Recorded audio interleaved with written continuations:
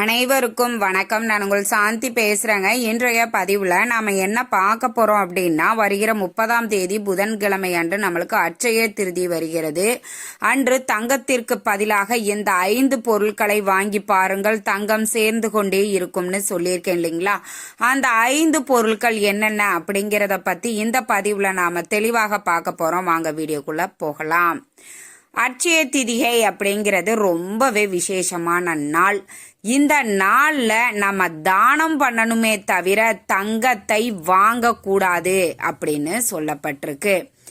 இப்போ நம்மளுடைய புராணங்கள்ல என்ன சொல்லப்பட்டிருக்குன்னா, மகாபாரதத்துல பார்த்தீங்கன்னா, பாண்டவர்களுக்கு அட்சய பாத்திரம் அப்படின்னு கிருஷ்ணர் ஒன்று கொடுத்தார். ஏன்னா 14 வருடம் அவர்கள் வனவாசத்தில் இருக்க வேண்டும் என்பதற்காக, அவர்களுக்கு தேவையான உணவு வேண்டும் அப்படின்றதுக்காக அந்த அட்சய பாத்திரம், அதுல உணவு எடுக்க எடுக்க வந்து கொண்டே இருக்கும். அப்படி அந்த ஒரு பாத்திரத்துக்கு பெயர் அட்சய பாத்திரம். அந்த அட்சய பாத்திரத்தை கிருஷ்ண பகவான் பாண்டவர்களுக்கு கொடுத்த நாள் இந்த அட்சய திருதியை அப்படின்னு சொல்லப்பட்டிருக்கு. இந்த நாள்ல நம்ம வாங்கக்கூடிய பொருட்கள் பன்மடங்கு பெருகும் அப்படிங்கறதுனால நிறைய பேரு தங்கத்திலையும் வெள்ளியையும் வாங்கி குமிச்சுக்கிட்டு இருக்கிறாங்க. பட் அது கிடையவே கிடையாது உண்மை. தங்கம் வெள்ளிகள் வாங்கணும் அப்படின்னு எந்த ஒரு புராணங்கள்லையும் சரி, எந்த ஒரு வரலாற்றிலையுமே அது சொல்லப்படவில்லை. அந்த காலத்துல உணவுகளுக்கு முன்னுரிமை கொடுத்தார்கள். அப்படி அந்த அட்சய பாத்திரத்துல எப்படி நம்மளுக்கு உணவு வந்து கொண்டே இருந்ததோ அதே மாதிரி நம் வீடுகள்லையும் தனம் தானியத்திற்கு குறைவில்லாமல் நம்மளுக்கு 3 வேளையும் உணவு கிடைக்க வேண்டும் அப்படிங்கிறதற்காக அந்த அக்ஷய திதி நாள்ல சில மங்களகரமான பொருட்களை நம்ம வாங்கி வைப்பது அப்படிங்கிறது ரொம்பவே சிறப்பான பலன்களை நம்மளுக்கு கொடுக்கும். சரி, என்னம்மா தங்கம்லாம் வாங்கக்கூடாதுன்னு சொல்லிட்டீங்களே, அப்ப அட்சய திதி அன்னைக்கு என்னதான் வாங்கணும் அப்படின்னா, நம்ம அட்சய திதி அன்று அந்த அட்சய பாத்திரம் பாண்டவர்களுக்கு எப்படி கிருஷ்ண பரமாத்மா கொடுத்தாரோ அதே மாதிரி கண்டிப்பா அட்சய திதி அன்று நாம பச்சரிசி அப்படிங்கிறது ஒரு 1/2 கிலோ வாங்க வேண்டும். அது மகாலட்சுமியின் அம்சமாக பார்க்கப்படக்கூடியது. உங்க வீட்டுல அரிசி நிறைய இருக்குதுமா அப்படின்னா கூட பரவாயில்ல, அன்றைய நாள்ல ஒரு 1/2 கிலோவாவது வாங்கி உங்க வீட்டுல அதை வையுங்க. ஒரு பவுல்ல கொட்டி பூஜை அறையிலையும் அந்த பச்சரிசியை வச்சிருங்க. இரண்டாவது பார்த்தீங்கன்னா மருதாணி இலை. இந்த மருதாணி மகாலட்சுமியின் அம்சம் கொண்டது.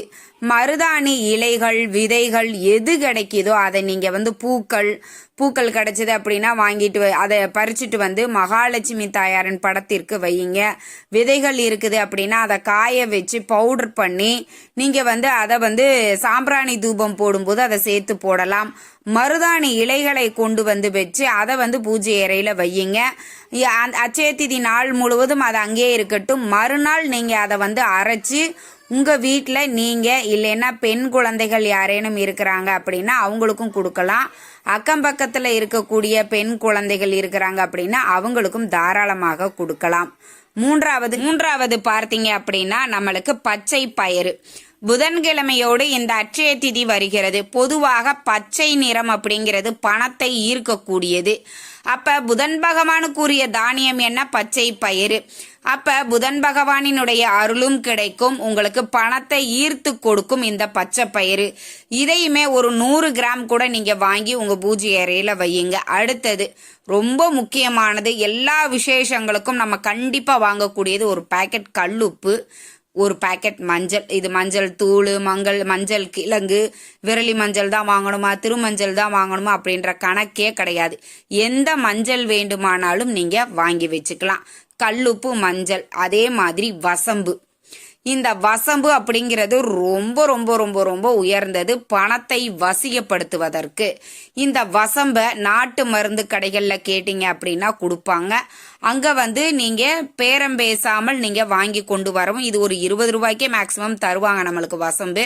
அதனால நீங்க அதையுமே வாங்கிட்டு உங்க பூஜை அறையில வைக்கலாம். அடுத்தது நெல்லிக்கனி.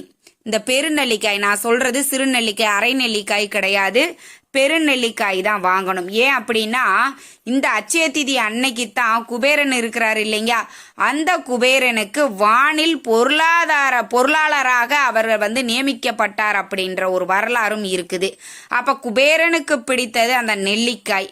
அன்றைய தினம் அட்சய திதி அன்று அந்த நெல்லிக்கனியை வாங்கி வைப்பதும் மிகப்பெரிய ஒரு மங்களகரமான ஒரு நிகழ்வாகும். இதுவும் உங்களுக்கு பண வசியத்தை ஏற்படுத்தக்கூடியது. அடுத்தது துவரம் பருப்பு. இந்த துவரம் பருப்பும் மகாலட்சுமிக்கு உயர்ந்த ஒரு முக்கியமான பொருளாகும். இதுவும் ஒரு 100 கிராம் வாங்கி வச்சுக்கோங்க. இப்ப நான் இதுல ஒரு 6-7 பொருட்கள் சொல்லியிருக்கிறேன். இதுல உங்களுக்கு ஏதோ ஒரு பொருள் கிடைக்கல, இல்ல எங்களால வாங்க முடியல, இத்தனை பொருள் சொல்றீங்கம்மா, நாங்க எத்தனை தான் வாங்குவது அப்படின்னு யோசிக்க வேண்டாம், கண்டிப்பா வாங்குங்க. அதே மாதிரி வெல்லம், நீங்க வெல்லம் வாங்கலாம், இல்லைன்னா உங்களுக்கு நாட்டு சக்கரை வாங்கிக்கலாம், இல்ல நாங்க அஸ்கா தான் வாங்குவோம் அப்படின்னா கூட வாங்கிக்கோங்க. ரொம்ப ரொம்ப அற்புதமான பலன்கள் உங்களுக்கு கொடுக்கும். நான் சொல்லக்கூடியது மருதாணி, வெல்லம், பச்சை பயிறு, கல்லுப்பு, மஞ்சள், வசம்பு, துவரம்பருப்பு, நெல்லிக்காய், அரிசி அப்படின்னு 7-8 வகைகள் உங்களுக்கு நான் சொல்லி இருக்கிறேன். இதுல உங்களுக்கு எது வாங்க முடியுதோ அதை நீங்க வாங்கி வச்சுக்கோங்க. இதுல ஒரு 3 பொருள் தான் எங்களால வாங்க முடியும், மற்ற பொருட்கள்லாம் வாங்க முடியாது, அதனால எங்களுக்கு தங்கம் சேராதா அப்படியெல்லாம் கிடையாது. அட்சய திதி அன்று மங்களகரமான பொருட்களை நம் பூஜை அறையில் வாங்கி வைப்பதன் மூலமாக நம் வீடுகளில் வறுமைகள் நீங்கி செல்வச் செழிப்பு ஏற்படும் அப்படிங்கிறதுக்காக நம்முடைய முன்னோர்கள் அட்சய திதி அன்று இந்த மாதிரியான மங்களகரமான பொருட்களை வாங்கி வைக்க சொன்னாங்க. அது காலப்போக்கில் மருவி தங்கம் வெள்ளிகள் வாங்கணும், அது பல மடங்கு பெருகும் அப்படின்னு மாறி போச்சு. இது யார் ஏற்படுத்தினாங்க அப்படிங்கிறது நம்மளுக்கு தெரியாது. அதனால தங்கம் வெள்ளி தான் வாங்கணும் அப்படிங்கிறதுக்காக உடனே வாங்கி எல்லாம் வாங்காதீங்க. கண்டிப்பா அட்சய திதி அன்று செய்யவே கூடாத 2 விஷயங்களை பத்தி நான் தனியாவே ஒரு பதிவு கொடுத்துருக்கிறேன். பார்க்காதவங்க அதையுமே செக் பண்ணி பாருங்க. கண்டிப்பா உங்களுக்கு அற்புதமான பலன்கள் கிடைக்கும். இந்த அட்சய திதி அன்று கண்டிப்பா பார்த்தீங்கன்னா அன்னதானம் அப்படிங்கிறது செய்யணும். இந்த அட்சய திதி அன்று தங்கம் வாங்கணும் அப்படிங்கிறது கிடையாது, தங்கத்தை தானம் பண்ணணும். என்னம்மா சொல்றீங்க, நாங்களே ஒரு குண்டுமணி தங்கம் இல்லாம ரொம்ப கஷ்டப்பட்டுட்டு இருக்கிறோம், நீங்க தங்கத்தை தானம் பண்ணணும்னு சொல்றீங்களே. வசதி இருக்கிறவங்க தங்கத்தை தானம் பண்ணுங்க, வசதி இல்லாதவங்க உங்களால என்ன முடியுமோ அதை வாங்கி கொடுங்க. இந்த வெயில்ல குடைகள் வாங்கி கொடுக்கலாம், செருப்பு வாங்கி தானமாக கொடுக்கலாம்.